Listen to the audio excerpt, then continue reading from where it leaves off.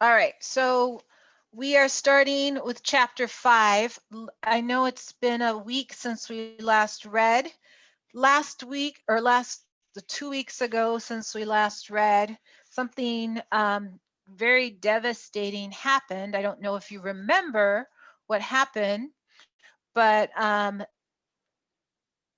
Kar- Karana, I wanted to say Karina, Karana's family and the tribe, they were waiting for the Alut to pay them, and the Alut did not want to pay them the amount that they had promised, and so there was a fight.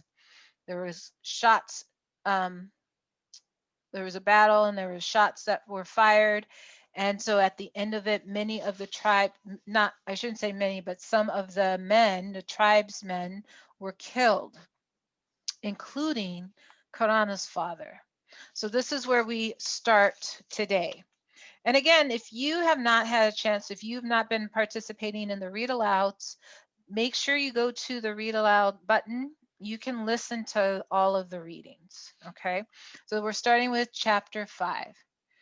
That night was the most terrible time in all the memory of Galasat. When the fateful day had dawned, the tribe numbered 42 men, counting those who were too old to fight.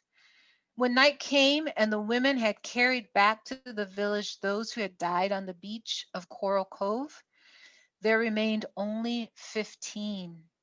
Of these, 7 were old men. There was no woman who had not lost a father, a husband, a brother, or a son. The storm lasted 2 days, and the third day we buried our dead on the south headland. The Aleuts who had fallen on the beach we burned. For many days after that, the village was quiet. People went out to gather food and came back to eat in silence. Some wished to leave and go in their canoes to the island called Santa Catalina, which lies far off to the east, but others said there was little water on that island. In the end, a council was held and it was decided to stay at Galasat. The council also chose a new chief to take my father's place. His name was Kimki. He was very old, but he had been a good man in his youth and a good hunter. The night he was chosen to be chief, he called everyone together, saying, "Most of those who snared fowl and found fish in the deep water and built canoes are gone. The women who were never asked to do more than stay at home, cook food, and make clothing, now must take the place of the men and face the dangers which abound beyond the village. There will be grumbling in Galasat because of this. There will be shirkers. There will be These will be punished, for without the help of all must perish." Kimki portioned work for each one in the tribe, giving Ulape and me the task of gathering abalones. This shellfish grew on the rocks along the shore and was plentiful. We gathered them at low tides in baskets and carried them to the mesa, where we cut the dark red flesh from the shell and placed it on flat rocks to dry in the sun. Ramo had the task of keeping the abalones safe from the gulls and especially the wild dogs. Dozens of our animals, which had left the village when their owners had died, joined the wild pack that roamed the island. They soon grew as fierce as the wild ones and only came back to the village to steal food. Each day toward evening, Ulape and I helped Ramo put the abalones in baskets and carry them to the village for safekeeping. During this time, other women were gathering the scarlet apples that grow from on the cactus bushes and are called tunas. Were caught and many birds were netted. So hard did the women work that we really fared better than before when the hunting was done by the men. Life in the village should have been peaceful, but it was not. The men said that the women had taken the tasks that rightfully were theirs, and now they had become hunters And now that they had become hunters, the men looked down upon them. There was much trouble over this until Kimki decreed that the work would again be divided. Henceforth, the men would hunt and the women harvest. Since there was already ample food to last through the winter, it no longer mattered who hunted.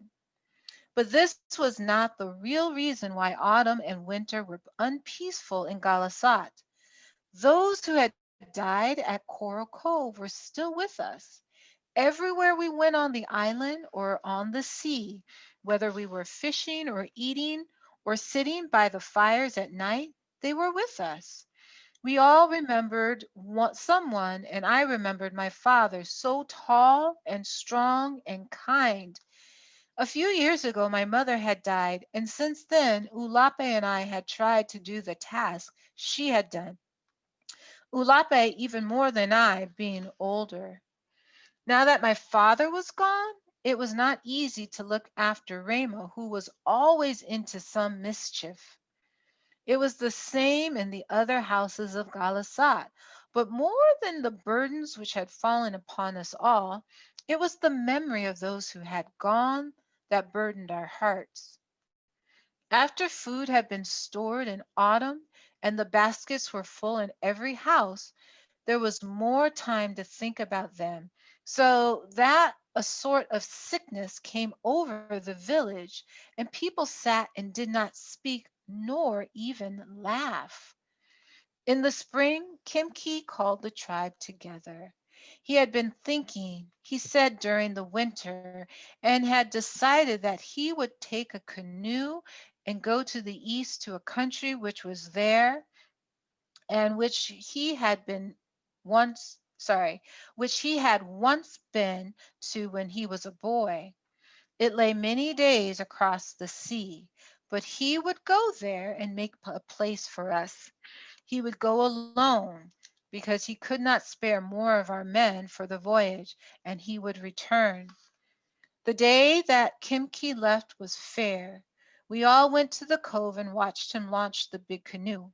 It held 2 baskets of water and enough tunas and dried abalone to last many days. We watched while Kimki paddled through the narrow opening in the rocks. Slowly he went through the kelp beds and into the sea. There he waved to us and we waved back. The rising sun made a silver trail across the water.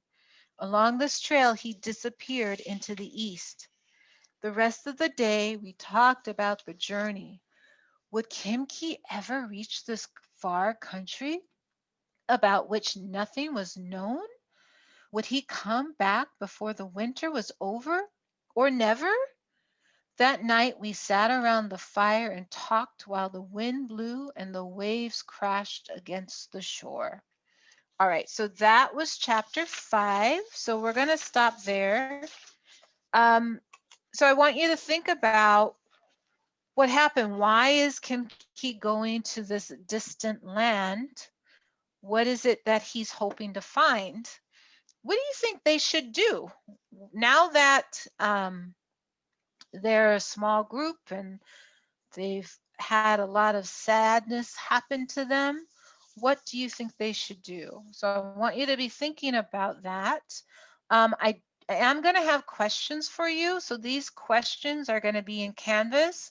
So I'm going to have 2 questions that you're going to need to answer in the discussion, and then you can, and then that will be part of your assignment.